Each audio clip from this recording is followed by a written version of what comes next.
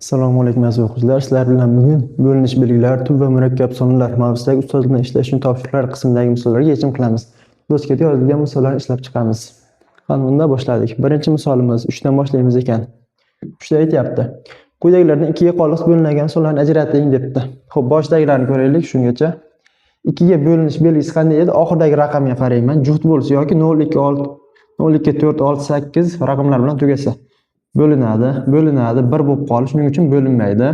8 bo'ldi, bo'linadi, 0 bo'ldi, bo'linadi, 4 bo'ldi, bo'linadi.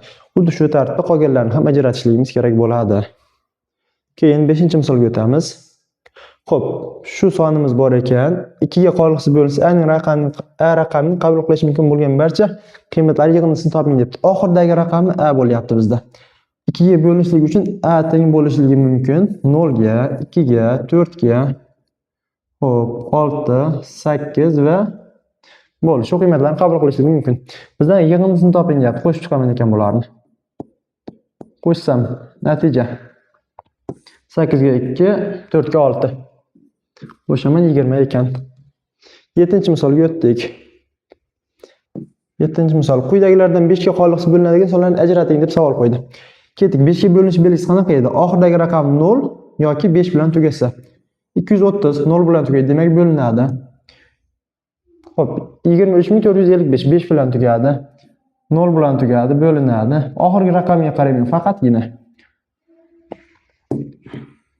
5 0 5 hop 0 0 5. Hozir ajratib chiqqan sonlarim 5 ga qoliqsiz bo'linadigan sonlar edi. Oxirgi raqam 0 yoki 5 bilan tugadi. 7 dan keyin 11-misolni ko'ramiz. Quyidagilardan 10 ga qoliqsiz bo'linadigan sonlarni ajrating. 10 ga bo'linish belgisi oxirgi raqam 0 bilan tugashligi kerak edi.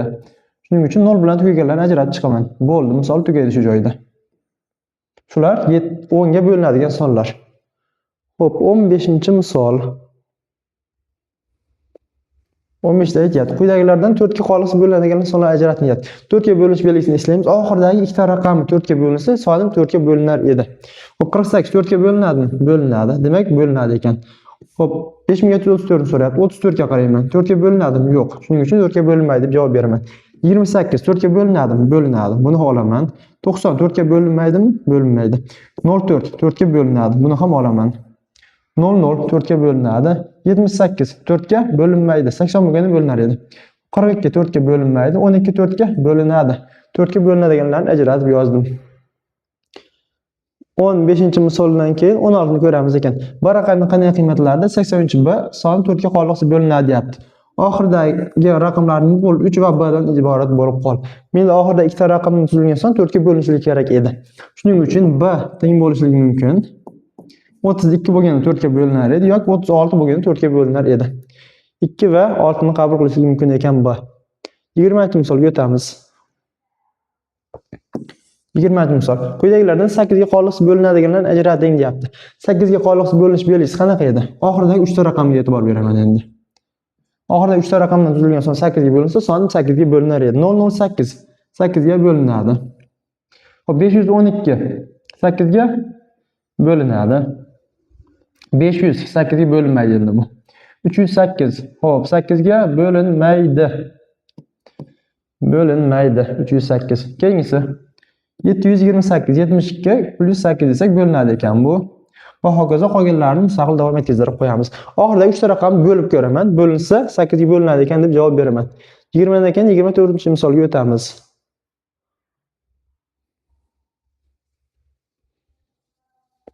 Uchga qoliqsiz bo'linadiganini ajratib yozing debdi. Xo'p, 3 ga bo'linish belgisi raqamlar yig'indisi 3 ga bo'linsa edi. Yoki men raqamlar yig'indisini qo'shayotganimda 3 ga bo'linadigan son hosil bo'lib qolsa, tashlab ketsa ham bo'lar edi. Xo'p, 1 ga 2 ni qo'shaman, 3, tashlab yuborsam bo'ladi. 3 ni ham o'chirdim. Demak, bo'linadi ekan. 5 ga 4 ni qo'shaman, 9, 3 ga bo'linadigan son hosil bo'ladi. 9 ham 3 ga bo'linadi. Bu ham 3 ga bo'linadi deb javob beraman. Xo'p, 3 bo'linadi. 2 ga 4 ni qo'shsam 6, bu ham bo'linadi. Demak, bu son ham bo'lindi. 3 bo'linadi, o'chiraman. 5 ga 7 ni qo'shsam 12, bu ham bo'linadi ekan. Oldini o'chiraman. 7 ga 2 ni qo'shsam 9, bu ham 3 ga bo'linadi ekan. Keyingisi 6 ni o'chiraman. 5 ga 2 ni qo'shsam 7 paydo bo'lib qoldi. 7 3 ga bo'linmaydi. Shuning uchun buni bo'linmaydi deb javob beraman. X qilib qo'yaylik. 5602 sonim 3 ga bo'linmadi. 3 ni o'chiraman. Xo'p, 4 ga 2 ni qo'shsam 6 ni ham o'chiraman. Keyin 4 ortib qoldi menda. 4 olib qoldigan bo'linmaydi ekan. 3 ga bo'linadigan son paydo bo'lsa bo'linar edi. Keyingisi. Xo'p, 7 ga 1 1 2 ni qo'shaman. 9 bo'ladi. Buni o'chirib yuborsam bo'ladi. Demak, 3 6 ni ham o'chirsam bo'ladi. Bu sonim ham 3 ga bo'linadi ekan. Yoki men qoida bo'yicha hammasini qo'shib chiqishligim ham mumkin edi. Hammasini qo'shib chiqib 3 ga bo'linadigan son paydo bo'lsa, son 3 ga bo'linadi deb javob berar edim. Qulayroq bo'lgani uchun men qo'shganimda 3 ga bo'linadigan son bo'lsa, shuni o'chirib ketyapman. 5 ga 1 qo'shsam 6 bo'linadi, 3 ni o'chiraman, 9 ni ham o'chirib qo'yay. Xo'p, 7 ga 8 ni qo'shsam 15, 3 ga bo'linadi o'chiraman. 4 ga 2 ni qo'shsam 6, bu ham 3 ga bo'linadi. Bu sonim ham to'liq holatda 3 ga bo'linadi deb javob beraman. Qolganlarini mustaqil bajaramiz. 24-misoldan keyin 28 ga keldik. Quyidagilarning 9 ga qoliq bo'linadiganlarni ajrating deb. 9 ga bo'linish belgisi ham xuddi 3 niki bilan bir xil edi. Nima qilaman? Qo'shib chiqaman, 9 paydo bo'lsa o'chiraman.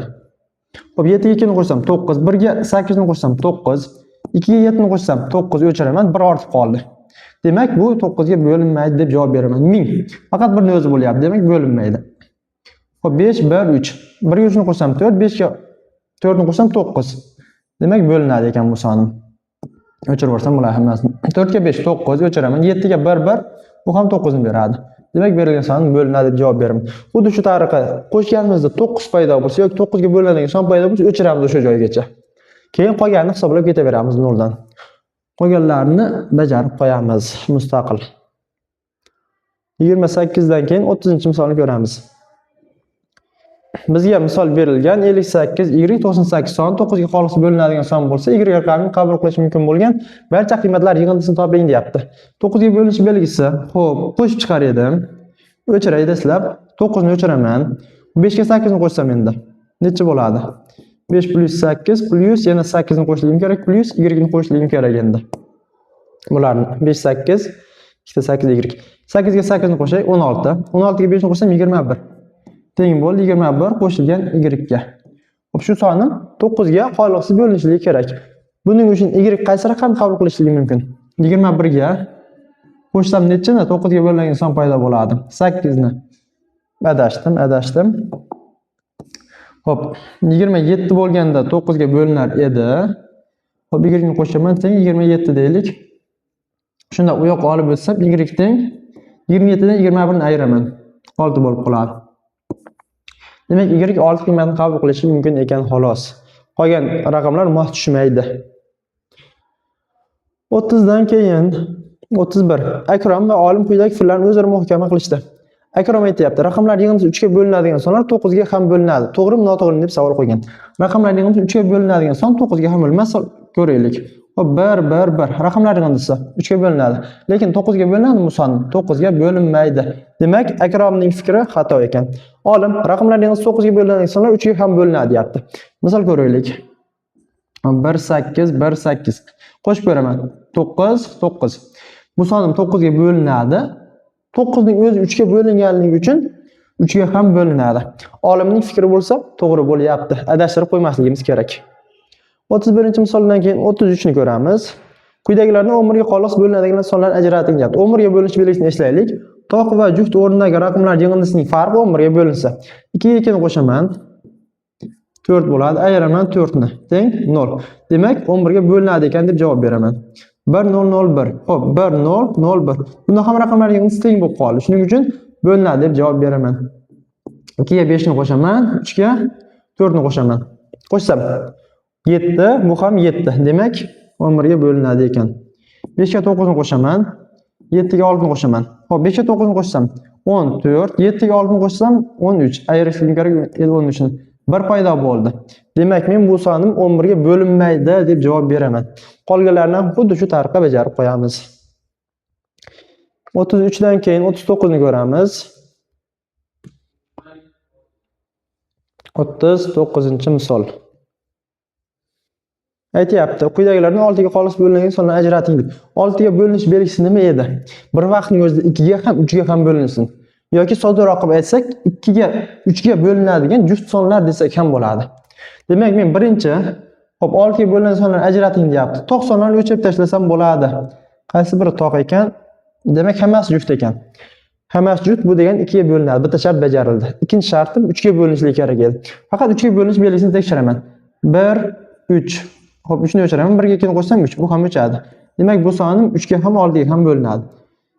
6 ni o'chiraman. 2 ga 4 ni qo'shaman. 6 paydo bo'ldi. 4 ortib qoldi. Demak, bo'linmaydi bu sonim. 3 ga bo'linmaydi degan 6 ga ham bo'linmaydi. Xo'p, 3 ni o'chiraman. 5 ga 1 ni qo'shsam 6, 2 ortib qoldi. Demak, bo'linmaydi ekan bu sonim 6 ga. Tushunarli bo'lgan bo'lsa, qolganlarini mustaqil bajarib qo'yamiz. 39 dan keyin 40-misolni ko'ramiz ekan. Quyidagilardan 12 ga qoliqsiz bo'linadigan sonlarni ajrating debdi. 12 ga bo'linish belgisi endi 4 ga va 3 ga bir vaqtda bo'linishligi kerak edi. Oxirdagi ikkita raqamga qarayman dastlab. 4 ga bo'linadiganlarni ajratib olay. Xo'p, 30 4 ga bo'linadimi? Yo'q. 40 bo'linadi, 32 ga bo'linadi, 90 bo'linmaydi, 23 bo'linmaydi, 12 bo'linadi, 24 bo'linadi. Bu bo'linmaydi 4 ga. Xo'p, bu ham bo'linmaydi, bu bo'linadi. Menda hozir 4 ga bo'linmaydigan sonlarni o'chirib tashladim. Endi bularning ichida 3 ga bo'linadiganlarni qidiraman.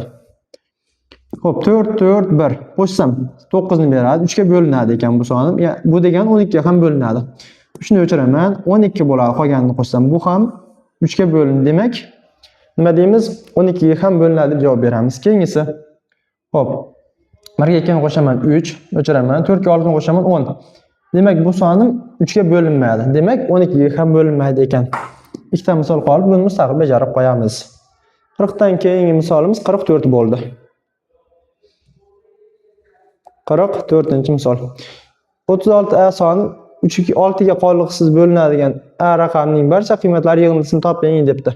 Xo'p, 6 ga bo'linishligi qanaqa edi? Sharti 2 va 3 ga bo'linsin. Demak, a bizda qaysi sonlarni qabul qilishligi mumkin? 3 ga bo'linish belgisidan ko'raylik. 3 plus 6. Yana ikkalasini o'chirib yuborsam ham bo'ladi ekan. A 3 ga karrali son ekan demak. A teng bo'lishligi mumkin menda. Xo'p. A teng bo'lishligi mumkin, 3 bo'lishligi mumkin aytaylik. Keyin 6 bo'lishligi yoki 9 bo'lishligi mumkin. Bu qayerdan keldi? 3 ga bo'linish belgisidan keldi. Endi 6 ga bo'linish deganligi uchun 2 ga ham bo'linishligi kerak. 2 ga bo'linadi deganligi uchun 6 3 va 9 o'chib ketib qoladi. 6 qoladi. 6 juft son. Demak, 266 bo'lganda sonim 6 ga qoliqsiz bo'linadi ekan. 44 dan keyingi misolimiz 46. 5 y 6 son 5 ga qoliqsiz bo'linsa, u 90 bo'lsa va u 90 bo'lsa. Xo'p, toqligidan x teng nima bo'ladi? 5. Chunki 0 yoki 5 bilan tugashligi kerak edi 5 ga bo'linishligi uchun. Xo'p, x plus y ning eng kichik qiymatini toping debdi. 5 ga qoliqsiz bo'linsa va u 90 bo'lsa, demak, y nechini qabul qilishligi mumkin? Bizda eng kichik bo'lishligi uchun 0 ni qabul qilishligi mumkin. 5 ga bo'lishda faqatgina oxirgi raqamni tekshirar edim. Shuning uchun 5x plus y teng 5 ga 0 ni qo'shaman. 5 bo'ladi ekan. Keyingisiga o'tdik. 51. 51-misolda aytyapti. Shu sonim 3 ga qoliqsiz bo'linadigan a raqamning barcha qiymatlari yig'indisini toping debdi. Xo'p, 5 ga qo'shaman 6 ni qo'shaman 2 ta a deylik. 6 ni o'chirib yuborsam ham bo'lar edi. Mayli yozaylik. 11 qo'shilgan 2 ta a paydo bo'ldi. Shu sonim nima bo'lishligi kerak? 3 ga qoliqsiz bo'linishligi kerak. Teng bo'lishligi mumkin nechiga? Aytaylik. 3 ga qoliqsiz bo'linadigan a raqamining barcha qiymatlari yig'indisini toping deyapti.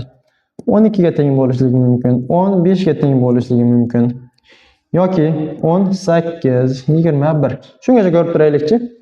12 ga teng desam agar men, xo'p, 11 bu yoqqa minus bo'lib o'tganda a teng bo'lib qoladi yarimga. Ya'ni a menda raqam bo'lganligi uchun 0 dan 9 gacha bo'lgan qiymatlarni qabul qila oladi. 12 bo'la olmaydi ekan. 15 desam bu yoqqa olib o'tsam minus qilib 2 ta a teng bo'ladi 4 ga. Shunda a teng 2 bo'lishligi mumkin ekan. Yoki 18 desam u yoqqa o'tadi-da, ayirsam 7 paydo bo'ladi. 2 ga bo'lsam 3,5. 18 ham bo'la olmaydi ekan. 21 desam 11 ni ayirsam bu yoqdan 10 bo'ladi. Xo'p. A teng 2 ga bo'lsam 10 ni 5 bo'lishligi mumkin ekan. Yoki 20. Xo'p, 4 ni tekshirmayman-da, 20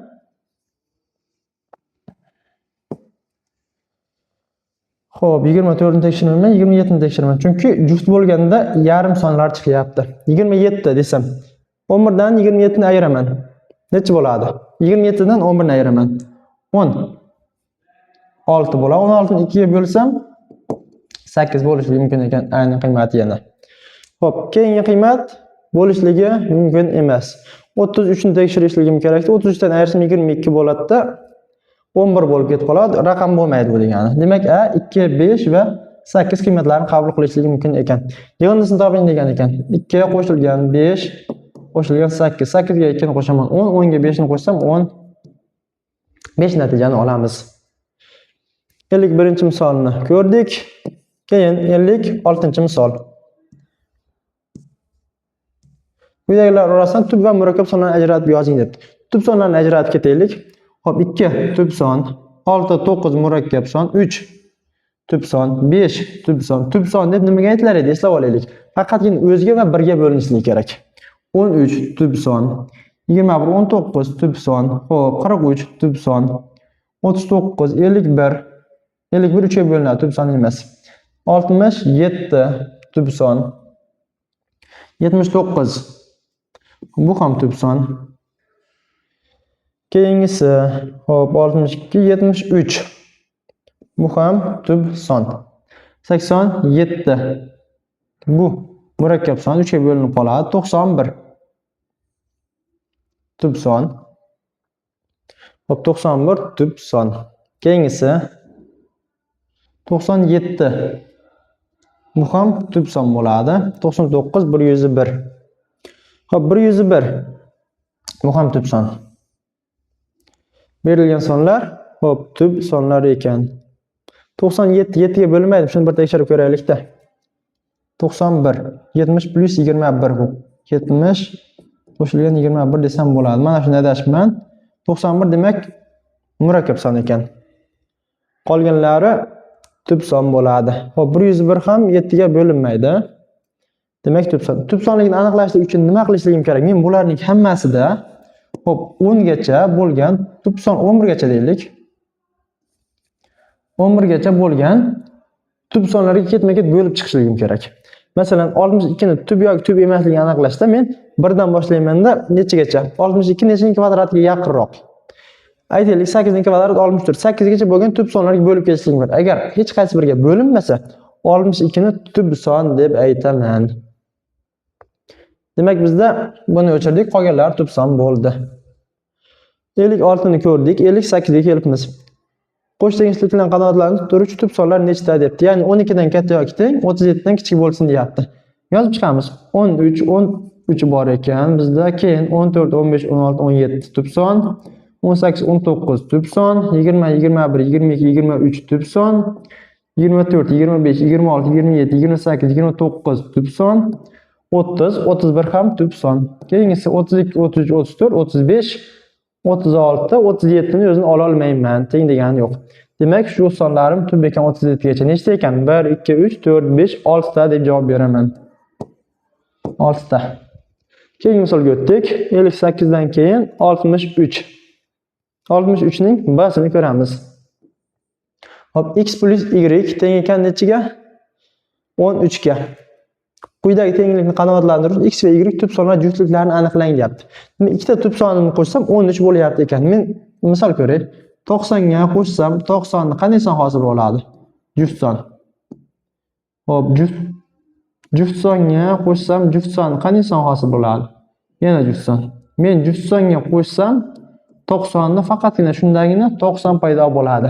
13 90 mi? Demak x plus y dan qaysidir bittasi x yoki y juft son ekan. Bizda ikkalasi ham tub son degan. Shuning uchun yagona juft bo'lgan tub son qaysi edi?